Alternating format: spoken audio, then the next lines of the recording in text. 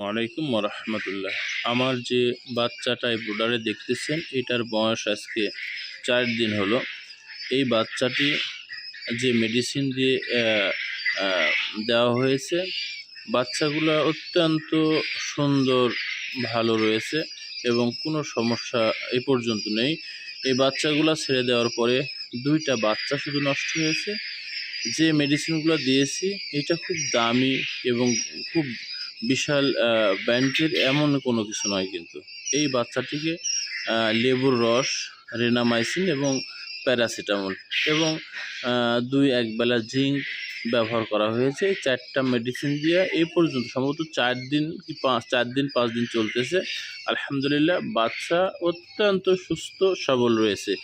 এখানে এখন একটা বিষয় রয়েছে, সেটা হচ্ছে যে তাপটা চলতেছে, এই তাপটা কিন্তু অ্যাকুরেট দেওয়া হয়েছে।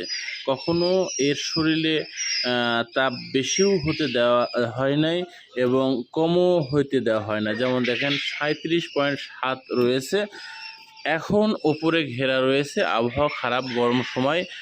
আমি একটু পরে এইটা আবার উঠাই দেব। অর্থাৎ এই বাচ্চাটা এই রেনামাইসিন, প্যারাসিটামল এবং লেবুর রস, মাঝে মাঝে জিঙ্ক ব্যবহার করেছি। এর মূল কারণ, প্রধান কার্যকারিতা ভূমিকা পালন করেছে আমার এই আলো এবং তাপ।